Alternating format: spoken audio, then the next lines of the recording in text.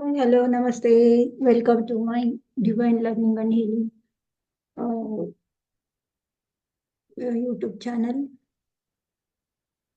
Hi hello ನಮಸ್ತೆ ಎಲ್ರಿಗೂ welcome to my YouTube channel divine learning and healing and wellness learning and healing YouTube channel. ಇವತ್ತು ನಿಮಗೆ ಒಂದು ವಿಶೇಷವಾದ ಮಾಹಿತಿಯನ್ನು ಕೊಡ್ತಾ ಇದ್ದೀನಿ. ಮಾಹಿತಿ ಅನ್ನೋದಕ್ಕಿಂತ ಇದು ಎಲ್ರಿಗೂ ಗೊತ್ತಿರುತ್ತೆ ವಿಚಾರಗಳು.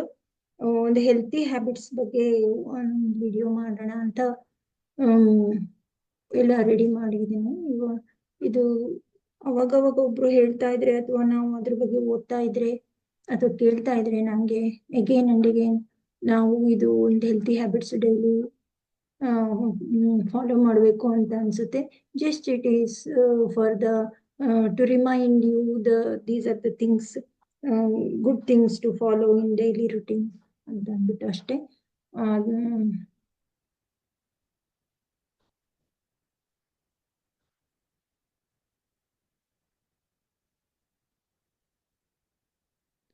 Hi hello.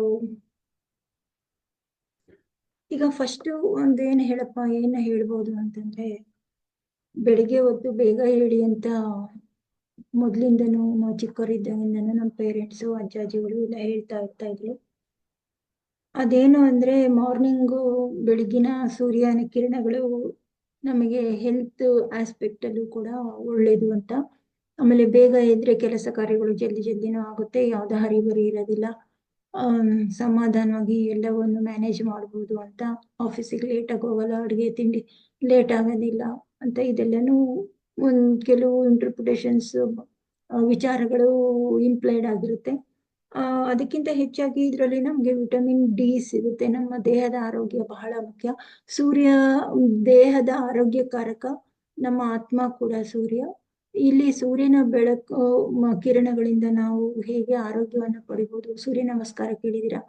ಮತ್ತೆ ಸೂರ್ಯನಿಗೆ ಬೆಳಿಗ್ಗೆ ಹೊತ್ತು ತಾಮ್ರದ ಚೊಂಬಲ್ಲಿ ನೀರು ಅರ್ಘ್ಯ ಕೊಡ್ತಾರೆ. ಸೂರ್ಯ ನಮಸ್ಕಾರ, ವ್ಯಾಯಾಮ, ಯೋಗ ಕೂಡ ಇದೆ. ಮತ್ತೆ ಇದರಲ್ಲಿ ವಿಟಮಿನ್ ಡಿ ನಮಗೆ ದೇಹಕ್ಕೆ ಅತಿ ಮುಖ್ಯವಾಗಿ ಬೇಕಾಗಿರ್ತಕ್ಕಂಥದ್ದು ಕೂಡ ಸಿಗುತ್ತೆ. So mornings vitamin D for strong bones and glowing skin. ನೋಡಿ, ಇದು ಗ್ಲೋಯಿಂಗ್ ಸ್ಕಿನ್ ಗೆ ತುಂಬಾ ಪ್ರಾಮುಖ್ಯತೆ ಅಂತ ಹೇಳ್ತಾ ಇದ್ದಾರೆ. ಅದಕ್ಕಾಗಿ ನಾನು ಈ ವಿಷಯವನ್ನ ಇವತ್ತು ಸೆಲೆಕ್ಟ್ ಮಾಡ್ಕೊಂಡಿದ್ದೀನಿ. ಇದು ಹೆಲ್ತ್ ಆಸ್ಪೆಕ್ಟ್ ಆಯ್ತು, ನಮ್ಗೆ ಬೋನ್ಸ್ ಸ್ಟ್ರಾಂಗ್ ಆಗಿರ್ಬೇಕಲ್ಲ ಅದಕ್ಕೂ ಆಯ್ತು, ಮತ್ತು ನಮ್ಮ ಸ್ಕಿನ್ ಚೆನ್ನಾಗಿರ್ಬೇಕು ಅಂತಂದ್ಬಿಟ್ಟು ನಾವು ಎಷ್ಟು ಕಷ್ಟಪಡ್ತೀವಿ. ಎಷ್ಟೊಂದು ಕ್ರೀಮ್ಗಳು, ಎಷ್ಟೊಂದು ಯೂಟ್ಯೂಬ್ಗಳನ್ನ ಹುಡುಕ್ತಾ ಇರ್ತೀವಿ, ಓದ್ತಾ ಇರ್ತೀವಿ. ನೋಡಿ, ಇದೊಂದು ಸಿಂಪಲ್ ಬೆಳಿಗ್ಗೆ 10 ಗಂಟೆ ಒಳಗೆ ಸಾಕು ಅನ್ಸುತ್ತೆ. ಸುಮಾರು 10ರಿಂದ 11 ಗಂಟೆ, 10 ಗಂಟೆ ಒಳಗಡೆ ಬರ್ತಕ್ಕಂಥ ಸೂರ್ಯನ ಕಿರಣಗಳಲ್ಲಿ ನಾವು ಸ್ವಲ್ಪ ಹೊತ್ತು ವ್ಯಾಯಾಮ ಮಾಡೋದು, ಓಡಾಡೋದು, ಗಾರ್ಡನ್ ಕೆಲಸಗಳು, ಈ ತರ ಎಲ್ಲ ಮಾಡಿದ್ರೆ ಒಳ್ಳೇದು. ವಿಟಮಿನ್ ಡಿನೂ ಸಿಗುತ್ತೆ, ಸ್ಕಿನ್ಗೂ ಒಳ್ಳೇದಾಯ್ತು, ಬೋನ್ಸ್ಗೂ ಒಳ್ಳೇದಾಯ್ತು. And also sun improves your sleep and reduces stress by boosting the melanin hormone ಕೂಡ ಇಂಪ್ರೂವ್ ಮಾಡುತ್ತೆ. ಸೊ ಅದಕ್ಕಾಗಿ ಬೆಳಿಗ್ಗೆ ಹೊತ್ತು ಬೇಗ ಹೇಳೋದನ್ನು ಯಾವ ಥರನಾದ್ರೂ ರೂಢಿ ಮಾಡೋದು ಒಳ್ಳೇದು. ಮತ್ತು ವಾರದ ದಿನವನ್ನ ಸೋಮವಾರದಿಂದ ಶುರು ಮಾಡ್ತಾರೆ, ಇಲ್ಲ ಭಾನುವಾರದಿಂದ ಶುರು ಮಾಡ್ಬೇಕು. ಭಾನುವಾರ ಎಲ್ಲರೂ ಮಲ್ಕೊಂಡ್ಬಿಡ್ತಾರೆ, ಇವತ್ತು ಎಲ್ಲೂ ಕಚೇರಿಗೆ ಹೋಗಂಗಿಲ್ಲ, ಕೆಲಸ ಇಲ್ಲ, ಏನಿಲ್ಲ ಅಂತಂದ್ಬಿಟ್ಟು ಬಹಳ ಹೊತ್ತು ಮಲಗಿರ್ತಾರೆ. ಆಕ್ಚುಲಿ ಭಾನುವಾರ ಬೇಗ ಹೇಳ್ಬೇಕು. ಭಾನುವಾರದಿಂದ ಶನಿವಾರದವರೆಗೂ ಒಂದು ವಾರ ಹೇಳಿದ್ದೇನೆ, ಅಥವಾ ಒಂದು ವಾರ ಅಂತ ಕನ್ಸಿಡರ್ ಮಾಡ್ಬೇಕು. ಭಾನುವಾರ ಯಾವುದೇ ಕಾರಣಕ್ಕೂ ಮಲಗಲೇಬಾರ್ದು. ಭಾನುವಾರದ ದಿವಸ ಬೇಗ ಎದ್ದು ಎಲ್ಲ ಕೆಲಸಗಳನ್ನ ಮಾಡ್ಕೊಂಡು ಮತ್ತೆ ವಾರ ಪೂರ್ತಿ ಮಾಡ್ಬೇಕಾಗಿರೋ ಕೆಲಸ ಕಾರ್ಯಗಳನ್ನೆಲ್ಲ ಪ್ಲಾನ್ ಮಾಡ್ಬೇಕು. ಅದು ನಮ್ಗೆ ಸಕ್ಸಸ್ ಕೊಡುತ್ತೆ. ನಾವು ಸೋಮವಾರ ದಿವಸ ಮಲಗ್ಕೊಳ್ಳೇಬಾರ್ದು. ಈವನ್ ಬೇಕಾದ್ರೆ ಸಾಟರ್ಡೆ ದಿವಸ ನಾವು ನಿದ್ದೆ ಚೆನ್ನಾಗಿ ಮಾಡ್ಬೋದು, ಜಾಸ್ತಿ ಹೊತ್ತು ಮಲ್ಕೋಬಹುದು, ಮನೆ ಕ್ಲೀನ್ ಮಾಡ್ಕೊಳ್ಳೋದು, ಅದು ಇದು ಬೇರೆ ಕೆಲಸಗಳನ್ನ ಮಾಡ್ಬೋದು. ಭಾನುವಾರ ಮಾತ್ರ ವೇಸ್ಟ್ ಮಾಡ್ಲೇಬಾರ್ದು. ಇನ್ನೊಂದು ನೆಕ್ಸ್ಟ್ ಹೇಳ್ತೀನಿ. ಎದ್ದೆ ಆಯ್ತು, ಈಗ ವರ್ಕೌಟ್ ಸ್ವಲ್ಪ ಮಾಡ್ಬೇಕಾಗುತ್ತೆ ಬೆಳಿಗ್ಗೆ ಹೊತ್ತು. ಇದು ನಮ್ ದೇಹ, ಮನಸ್ಸು, ಎಂತೂಸಿಯಾಸಮ್ ಇದು ಬೇಕೇ ಬೇಕು. ದೇಹಕ್ಕೂ ವ್ಯಾಯಾಮ ಬೇಕು, ಮನಸ್ಸಿಗೂ ಉಲ್ಲಾಸ ಸಿಗುತ್ತೆ. ಡೈಲಿ ದಿನಪೂರ್ತಿಯ ದೊಡ್ಡ ಭಾಗ ಕೆಲಸ ಕಾರ್ಯಗಳು, ಓಡಾಟ, ಮ್ಯಾನೇಜ್ ಮಾಡೋದು, ಎಲ್ಲ ಕೆಲಸಗಳನ್ನು, ಎಲ್ಲದಕ್ಕೂ ಒಂಥರ ಎನರ್ಜಿ ಕೊಡುತ್ತೆ ಇದು workout. At least minimum 20 to 30 minutes we have to do some light exercises, like yoga, skipping, or walking, are enough to keep you fit and healthy. And next, healthy diet. We have to eat good food, quality food, nutritional food. We have to avoid unnecessary uh, quantity food. We have to eat quality food. So junk food ತಿನ್ನಬಾರ್ದು, spicy oily ಇದೆಲ್ಲ ಜಾಸ್ತಿ ತಿನ್ನಬಾರ್ದು. ನಾವು simple ಆಗಿರೋ fresh meals ಇರಬೇಕು ನಮ್ಮ ಊಟ ತಿಂಡಿಗಳಲ್ಲಿ. ಮತ್ತೆ ಇದ್ರ ಕಂಟ್ರೋಲ್, ಶುಗರ್ ಕಂಟ್ರೋಲ್ ಮಾಡೋದು, ಸಾಲ್ಟ್ ಕಡಿಮೆ ತಿನ್ನೋದು, ಇದು ಬಾಡಿ ಹೆಲ್ತ್ ಮತ್ತು ಮೈಂಡ್ ಹೆಲ್ತ್ಗೂ ಒಳ್ಳೇದು. ಮತ್ತೆ ಇನ್ನೊಂದು ಮುಖ್ಯವಾದ ವಿಚಾರ ಅಂತಂದ್ರೆ ನೀರ್ ಕುಡಿಬೇಕು ಅಂತ. ಜಾಸ್ತಿ ನೀರ್ ಕುಡಿಬೇಕು. ನಿಮ್ಗೆ ಎಲ್ರಿಗೂ ಗೊತ್ತೇ ಇದೆ, ನಮ್ಮ ದೇಹ ಮೋರ್ ದನ್ 75% ವಾಟರ್. ನಮ್ಮ ಭೂಮಿ ಕೂಡ ಮೋರ್ ದನ್ 75% ವಾಟರ್ ಇದೆ. ಭೂಮಿ ಸ್ವಲ್ಪನೇ ಇರೋದು. ನಮ್ಮ ದೇಹದಲ್ಲಿ ಪಂಚತತ್ವಗಳಲ್ಲಿ ನೀರು ಜಾಸ್ತಿ ಇರೋದು, ನೀರಿನ ಅಂಶನೇ ಜಾಸ್ತಿ ಇರೋದು.